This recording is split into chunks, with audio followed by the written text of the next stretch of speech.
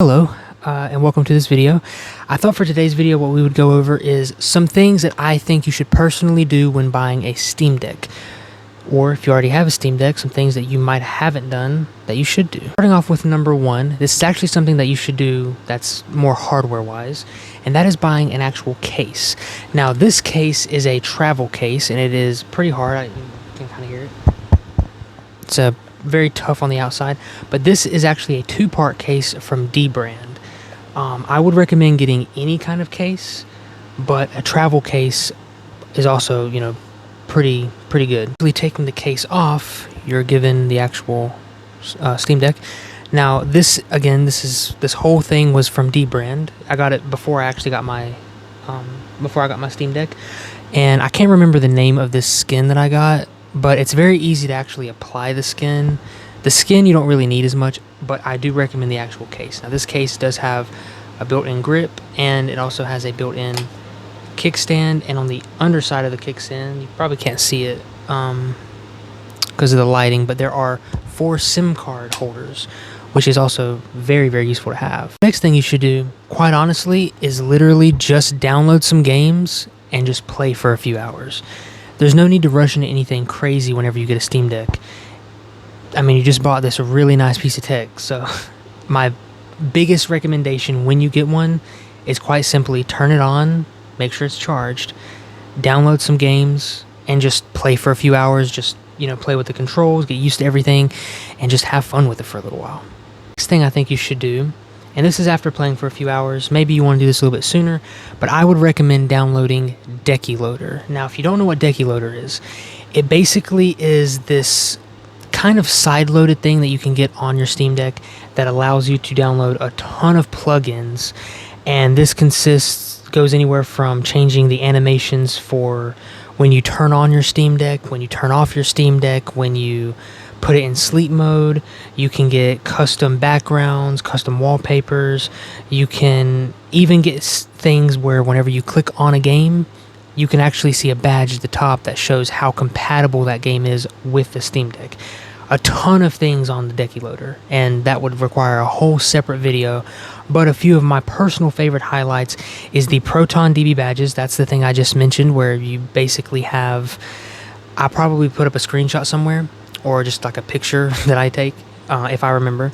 But it's basically, you click on a game, and on the top left or top right of your choosing, you will be able to see a little badge that's rated anywhere. I think it's from like bronze or borked all the way up to like platinum. Platinum means that the game will run perfectly, even if Valve themselves marked it as unplayable. And it goes all the way down to borked, which basically means it is completely unplayable and needs some sort of update to fix it. The second thing I love DeckyLoader for is, let me find it here, game theme music. So that you can actually, when you're scrolling through the games that you have, every time you click on one or hover over one, they have their own theme music that plays. Well, with this, you can simply click on it and change it to any song or any music that you'd like. And the last, but certainly not least, one of my favorite things is the custom animations that you get. So the startup animations and the shutdown animations. I'll show you what mine is. Hopefully it's not anything crazy. You can actually see it, but because of the calibration of it. But it's basically like some kind of weird gnat thing flying in some bushes or something. I don't really know what it is. It's just some random thing that happens. But I have mine set to be completely random. So every time I turn my Steam Deck off and turn it back on, it's a brand new thing that happens, like something random. So, yeah. Next thing I think you should do, this is something that you don't have to do often, but I would go into your settings, go into your system settings, and then once there, scroll all the way down to the bottom, and you'll see where it says advanced, and you can run a Steam runtime system information, you can run a diagnostic, you can run a storage device maintenance task. So basically what these do, these are kind of where you can actually run a diagnostic on your Steam Deck, and it is going to gather any kind of information. This can be if you're having some sort of problems with stuff. So I would just keep that in mind, that you have that option. And if you get DeckyLoader, there's also some custom diagnostics you can run through that that people have made and came up with and stuff. So I would look into both of those things just in case anything were to happen and you need to run some kind of diagnostic. Then, that makes it a lot easier already having known that you can do that. Now, something you may not know when getting a Steam Deck is that you can actually take your Steam Deck and put it into desktop mode. And when you do that, it quite literally turns your Steam Deck into a desktop computer, or at least a desktop experience. So when you're in desktop mode, you have your 2 trackpads on the left and right, and usually your right, let me see if I can do this one-handed, your right, I guess you can change the configuration of this if you would like, but it makes more sense for the right one to be your actual mouse pad. And then clicking it is like your click and drag or click or whatever. So knowing that you can go into desktop mode now, if you didn't already, I'm sure you did if you're getting one, but if you didn't, desktop mode allows you to go into a ton of custom things you can do.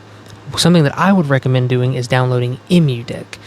Now, EmuDeck is basically an emulation software where you can download literally any console you can think of. You can download the games for this and play them and run them. And most of them, especially anything from the 3DS and before, runs pretty much perfect. I mean, you are, using a handheld PC that has pretty good specs up to today's standard, especially if it can run games like Call of Duty and stuff. So you could imagine it could run Nintendo softwares and different titles from way back in the day pretty smoothly for the most part. Now, this can also be used for Switch games. I'm not going to go into detail on that because Nintendo, they get the dogs out on everybody and banning everybody, but you can pretty much put 2 and 2 together and understand what that means. But yeah, I would definitely recommend going into desktop mode. And if you're into emulation, get EmuDeck. And I would also recommend, if you're going to do this, get at least a 128 gigabyte micro SD card. This would make the process a lot easier. And then at least you can know where all of your games for emulation are being stored, and it's easy to sort through them. So it just makes it a little bit easier that way. This is another tip that goes along with the desktop mode. With desktop mode, you can actually download something called JDownloader. Now, JDownloader is a software that when you're going onto the Steam Deck, it downloads stuff really slowly off the internet. I mean, it's just how it is. There's nothing you can really do to fix it, except downloading JDownloader. Now, JDownloader will allow you to take a link, put the link into it, and then this will allow you to download any game or any whatever you want to download off the internet for very fast, or at a very fast pace, basically. So, for instance, I downloaded a game. I'm not going to say what game it is or where I got it from, but I downloaded a game. It was well over 20 gigabytes. Took about 15 minutes. So that would have actually taken around 6 or 7 hours if I was just downloading it straight up, or just downloading it without using JDownloader. So that's a big difference. Also, one tip that goes along with DeckyLoader, when you get a Steam Deck, and if you want to get DeckyLoader, you're going to have to go into desktop mode and do it through that. The download for that's very fast, but you are going to need to set a pin, an admin pin, which when you first load it up, it's going to give you the option to do that. So make sure I don't know if there's a way of changing that pin or even figuring out what that pin is if you forget it. So please make sure you remember that. Write it down somewhere, take a picture of it on your phone, put it in your notes, or just do something so that you actually remember it. The absolute biggest tip that I can give you is quite simply, it didn't make the animation. It was because I was on desktop mode. Have fun with it. Just have fun, play it, take it with you places, experiment with it, hook it up to an HDMI, throw it on your TV and play some emulation. I mean, you'll never play emulation the same whenever you can connect Pokemon to a giant TV, like an old school Pokemon. I'm not talking about Arceus or Pokemon Violet or Scarlet or any of that nonsense. I'm talking about the OG Pokemon. There's nothing like throwing it up on a TV and playing it. It's absolutely incredible. So yeah, quite simply, just play it, have fun with it, join some Discords. There's tons of people who primarily play on Steam Decks. Meet some people, take it with you places. You might meet some people out in the world playing it, and quite simply just have fun. I mean, the Steam Deck is an incredible piece of software. I mean, it's arguably one of, if not the best handhelds on the market, in my opinion. It's a powerhouse. It can play pretty much whatever you want to, and then using Decky Loader and also Proton DB, you can quite literally play just about anything you want to. So, yeah, I mean, this is an absolutely amazing handheld. Now, granted, this is a little bit less portable than, say, your Nintendo Switch. Even the Nintendo Switch, well, maybe the Nintendo Switch 2 is about the same size, but it's definitely a lot less portable than the 3DS or something like that. But it's still an amazing piece of hardware. Thing that I forgot to mention, this goes also back into the desktop mode, something that I actually just mentioned. There's these things called Proton, or I think they're called Proton. They're all Proton.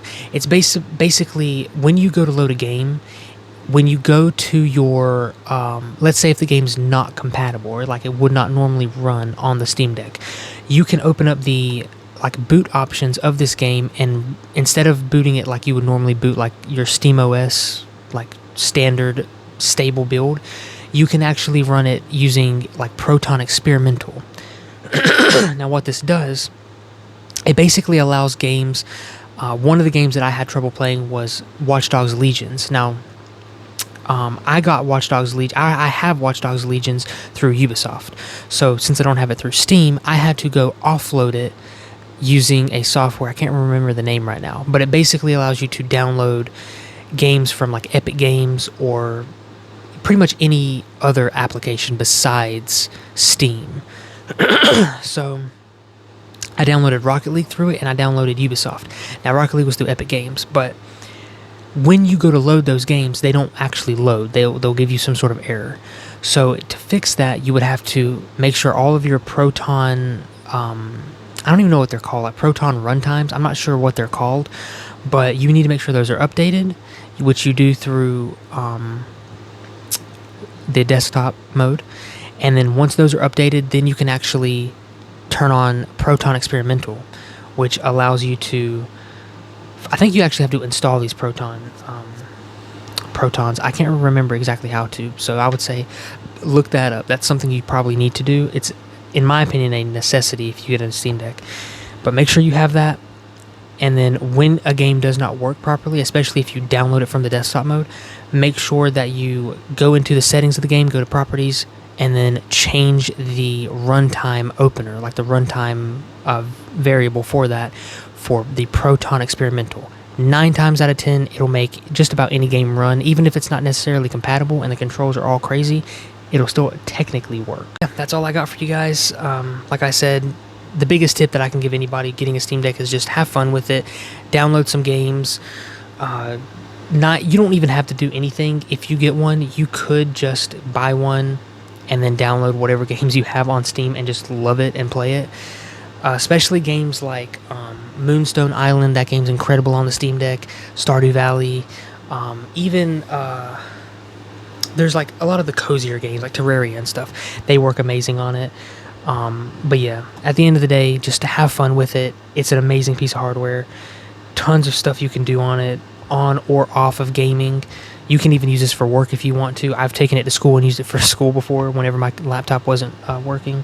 So yeah, this is an amazing piece of software, and I highly recommend, if you don't have one, to, of course, if it's in your budget, pick one up. If you've been thinking about it and you're, second guessing yourself, you're like, I don't know, even if you have a PC, I have a PC, and there are some times where I just want to lay in bed and play the same games, and you can even remote play. If there's a game that would only work on the PC, like it will only work, you can just stream it from the Steam OS, from Steam itself.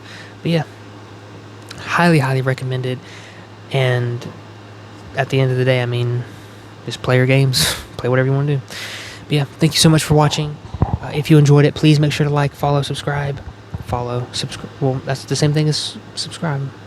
Like, comment, and subscribe. And yeah, thank you so much for watching. I should be back on Friday, but yeah, thank you so much. You have a good day.